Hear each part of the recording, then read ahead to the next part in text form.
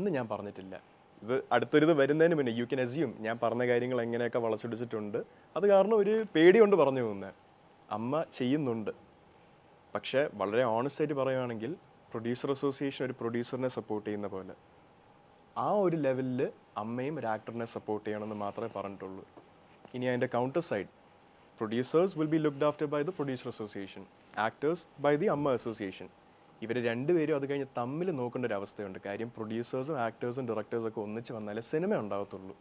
Cinema ഉണ്ടായാലേ നമ്മുടെ മലയാളം ഇൻഡസ്ട്രിക്ക് ഒരു reputation ഉണ്ടാകത്തുള്ളൂ. ഈ ഒരു കാര്യം ആരും മറന്നു പോകരുത്. കാര്യം എൻ്റെ കൺമുന്നിൽ വെച്ചുള്ള എക്സ്പീരിയൻസ് വെച്ച് അത് മറന്നു പോകുന്ന കണ്ടിട്ടുണ്ട്. പ്രേക്ഷകർക്കും അറിയാം, ന്യൂസിൽ ഓരോ ഇഷ്യൂ വരുമ്പോഴും അറിയുന്നതാണല്ലോ. ആ സമയം 2 ആഴ്ച അത് കുട്ടി കോഷിച്ചിട്ട് വീണ്ടും ഇറ്റ്സ് ഗോൺ. പക്ഷേ ഇങ്ങനത്തെ ഒരു ബാഡ് റെപ്യൂട്ടേഷൻ നമ്മുടെ സിനിമയ്ക്ക് ഉണ്ടാകാൻ പാടില്ല. എല്ലാവരും തമ്മിൽ കുറച്ചും കൂടെ റിയലി ഈ ഫാമിലിയാണെന്ന് പറയുന്നതല്ലാതെ ആക്ച്വലി ഒരു ഫാമിലിയായിട്ട് ട്രീറ്റ് ചെയ്യുക. അപ്പോൾ നമുക്കൊരു പരിധി കൂടുതൽ ഈ നെഗറ്റീവ് ന്യൂസ് വരാനുള്ളൊരു അവസരം പോലും ഉണ്ടാവത്തില്ല. നമ്മൾ ടുഗെദർ ആണ്, like show the people that were together. അവർ togetherness should be the one that they look up to. നമ്മൾ തമ്മിൽ പ്രശ്നങ്ങളാണെന്നുള്ള ന്യൂസുകൾ ഇങ്ങനെ വന്നു കഴിഞ്ഞിട്ടുണ്ട്. ആക്ടേഴ്സ് തമ്മിൽ ഇഷ്യൂസ്, അല്ലെങ്കിൽ പ്രൊഡ്യൂസർ ആക്ടർ, ഡയറക്ടർ ആക്ടർ തമ്മിൽ ഇഷ്യൂസ്, ഒരുപാട് ന്യൂസ് വന്ന് കഴിയുമ്പോഴത്തേക്കും നമ്മളിലുള്ള ഒരു വിശ്വാസമാണ് അവർക്ക് പോകുന്നത്. ഇവരെ തന്നെ ഇങ്ങനെ തമ്മിൽ തല്ലുക, അപ്പം നമ്മൾ എന്ത് വിശ്വസിച്ചാണ് ഇവരെ ഇങ്ങനെ വലിയ ആൾക്കാരാണെന്ന് പറഞ്ഞ് നടക്കേണ്ടത്. അത് വരാൻ പാടില്ല. ആ ഒരു രീതിയിലാണ് ഞാൻ whether it's when I mentioned അമ്മ അസോസിയേഷൻ, ആ ഒരു ഫാമിലി എന്നുള്ളൊരു സപ്പോർട്ട് ഓരോ ആൾക്കും ടിൽ ദി എൻഡ് കൊടുക്കുക. അവർ ജെന്യുവൻ ആയിട്ട് നിന്ന് കൊടുക്കുക. അവിടെ business should be zero. Realistic അല്ല, പക്ഷേ എൻ്റെ ഒരു എക്സ്പെക്റ്റേഷൻ ആണത്. ഐ ഓണസ്റ്റ്ലി ഫെൽ ലൈക്ക് എൻ്റെ ചേട്ടന് കുറച്ചും കൂടെ സപ്പോർട്ട് കിട്ടായിരുന്നു എന്ന്. എന്താ അത് ഒരു അനിയൻ പറയുന്നത് മാത്രമല്ല, സത്യം കണ്ട് എൻ്റെ ഒരു അളക്കലാണത്. He should have got more support. You know the issue. അല്ലാതെ അമ്മ ഇൻഡസ്ട്രി ഇല്ലാതെ മലയാള സിനിമ, അമ്മ അസോസിയേഷൻ ഇല്ലാതെ മലയാള ഫിലിം ഇൻഡസ്ട്രി ഇല്ല.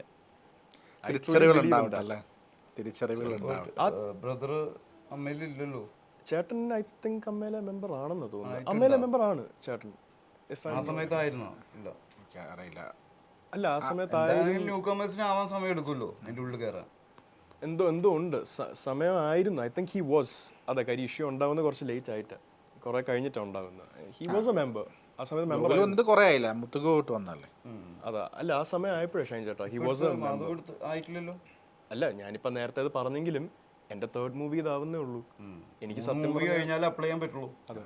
3 മൂവി വരെ ഉള്ളവരും ആക്ടേഴ്സ് തന്നെയാണ് സിനിമയിൽ. ഞാനിപ്പോ അമ്മയിലെ മെമ്പർ അല്ല എന്ന് പറഞ്ഞ് ഞാൻ സിനിമയിൽ അഭിനയിക്കുന്നതിൽ ബുദ്ധിമുട്ടുണ്ടെങ്കിൽ maybe then I have to. പക്ഷേ എനിക്കറിയേണ്ട ഒരു കാര്യം എന്ന് പറഞ്ഞാൽ എനിക്കിതിൽ മെമ്പർ അല്ലാതെ എനിക്ക് സിനിമ ചെയ്യാൻ പറ്റുമോ? If I can do that. അങ്ങനെയാണെങ്കിൽ ഈ പറ്റുമല്ലോ. അങ്ങനെയാണല്ലോ ഒരാൾ ഉണ്ടായി വരുന്നത്. മനസ്സിലായി. അങ്ങനെയാണെങ്കിൽ ആ സപ്പോർട്ട് ഉണ്ടാവുക എന്നുള്ളതാണ്. അവരുടെ സപ്പോർട്ട് എപ്പോഴും അംഗമായി കഴിഞ്ഞ ശേഷം മാത്രമേ സംസാരിക്കാൻ വരുള്ളൂ തനിക്ക് വേണ്ടിയിട്ട്. യെസ്. പക്ഷേ ഞാൻ ആ ഒരു സ്റ്റൈലിൽ ഒരു മാറ്റം as A youngster in this industry, ഞാൻ പുതിയൊരു ആക്ടറായിട്ട് വരുവാണ്. എന്നെ സംരക്ഷിക്കാൻ പോകുന്ന ഇൻഡസ്ട്രി, എന്നെ സംരക്ഷിക്കാൻ പോകുന്ന അസോസിയേഷൻ ഈ ഒരു രീതിയിലും കൂടെ ചിന്തിക്കാവോ എന്നുള്ളൊരു പെർസ്പെക്റ്റീവ് എൻ്റെ.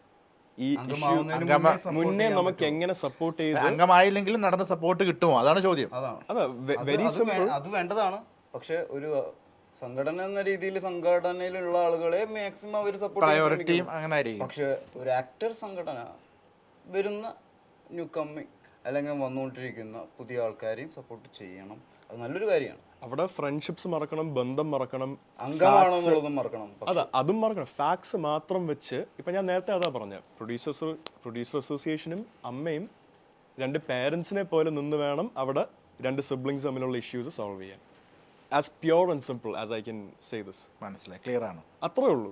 അത് എൻ്റെ ഒരു എക്സ്പെക്റ്റേഷൻ ആണ്. കാര്യം നമുക്ക് നമ്മളേ ഉള്ളൂ. We have to stay together. I truly believe in that. അങ്ങനെ തന്നെ സംഭവിക്കട്ടെ അല്ലേ ഷൈൻ? എല്ലാവരും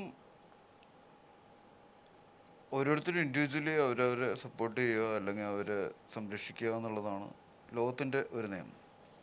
അതിനപ്പുറത്തേക്കാണ് ഒരു സംഘടനയ്ക്കോ അല്ലെങ്കിൽ ഒരു സമൂഹത്തിനോ നമ്മളെ സംരക്ഷിക്കാനോ പറ്റുള്ളൂ.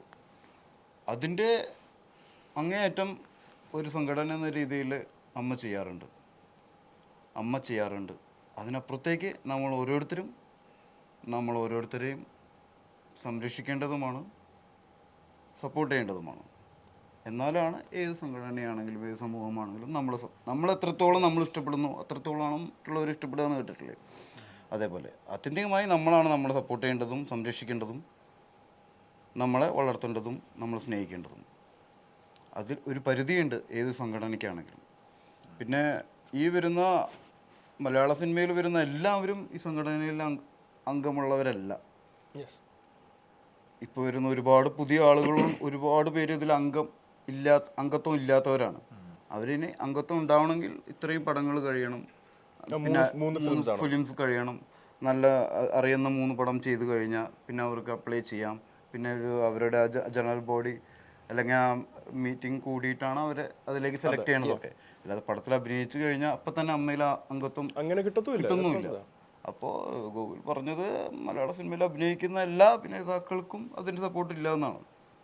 അതിൽ അംഗത്വമുള്ളവർക്കാണ് അതിൻ്റെ സപ്പോർട്ട് ഉണ്ടാവുന്നത് എപ്പോഴാണ് ഒരു ഇഷ്യൂ ഉണ്ടാകുമ്പോഴല്ലേ. ആ ഇഷ്യൂ ഉണ്ടാവുന്നതിന് മുന്നേ അത് ഉണ്ടാക്കാതെ അതിനെ സപ്പോർട്ട് ചെയ്യണം നമ്മൾ. അതായത് കൂടെ വർക്ക് ചെയ്യുന്നവർ, ചുറ്റുമുള്ളവർ, നമ്മുടെ കൊളീഗ്സാണ്, അതാരാണെങ്കിലും, ഒരു പടമായിട്ടുള്ളവരാണെങ്കിലും പുതിയ ആളുകളാണെങ്കിലും 2 പടമായിട്ടുള്ളവരാണെങ്കിലും സീനിയർ ആണെങ്കിലും ആരാണെങ്കിലും നമ്മുടെ ചുറ്റുപാടുകളാണ്. ആ ചുറ്റുപാടുണ്ടെങ്കിലേ നമ്മളുള്ളൂ. ഈ ചുറ്റുപാടുകൾ സംരക്ഷിക്കേണ്ടത് നമ്മൾ തന്നെയാണ്, അല്ലേ?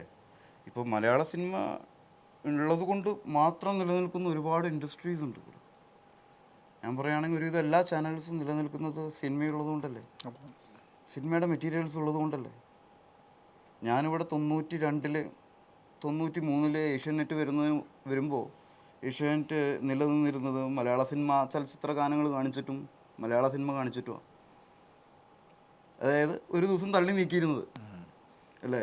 ഇപ്പോഴും ഇടയ്ക്ക് ക്ലിപ്പിംഗ്സ്. അതിനുശേഷം ഇത്രയും ചാനൽസ് ഉണ്ടായി. അതിൻ്റെ മെയിൻ മെറ്റീരിയൽസ് ഉണ്ടാവുന്നത് എവിടെ നിന്നാണ്? സിനിമയിൽ നിന്നാണ്. വാർത്താ ചാനലുകൾ ഇത്രയും ഉണ്ടായി. അതൊന്നും മെയിൻ മെറ്റീരിയൽസ് ഉണ്ടാവുന്നത് എങ്ങനെയാണ്? പൊളിറ്റിക്സും സിനിമയാണ്. സിനിമയിലെ ആളുകളുടെ വാർത്ത കൊടുത്തിട്ടാണെങ്കിലും അവരെ വാർത്ത കൊടുത്തിട്ടാണെങ്കിലും അതിലെ രംഗങ്ങൾ ഉപയോഗിച്ചിട്ടാണെങ്കിലും ഇവരുടെ ബേസിക് ആയിട്ടുള്ള ചാനലിൽ അല്ലെങ്കിൽ പാരൻറ് ചാനലും എൻ്റർടൈൻമെൻറ്റ് ചാനലിൻ്റെ ഒക്കെ നിലനിൽക്കുന്നത് അതുവഴിയാണ്. ഇവിടെ ഓൺലൈനൊക്കെ നിലനിൽക്കുന്നത് ഒരു സിനിമയുടെ മെറ്റീരിയൽസ് ഉപയോഗിച്ചിട്ടാണ്. ഇവിടെ ഇൻസ്റ്റഗ്രാം ആണെങ്കിലും ഇപ്പോൾ ടിക്ടോക്ക് ആണെങ്കിലും എല്ലാ ആപ്പുകളും നിലനിൽക്കുന്നത് സിനിമയുടെ മെറ്റീരിയൽസ് ഉപയോഗിച്ചുകൊണ്ടാണ്, അല്ലേ? അപ്പോൾ ഈ സിനിമ നിലനിൽക്കേണ്ടത് ഇവരുടെ എല്ലാവരുടെയും ആവശ്യകതയാണ്.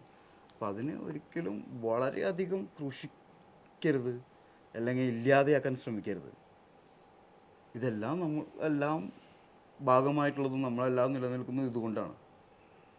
ഈ വ്യക്തികളില്ലാതെയായാലും ഈ സംഭവങ്ങൾ ഇവിടെ ഉണ്ടാവും.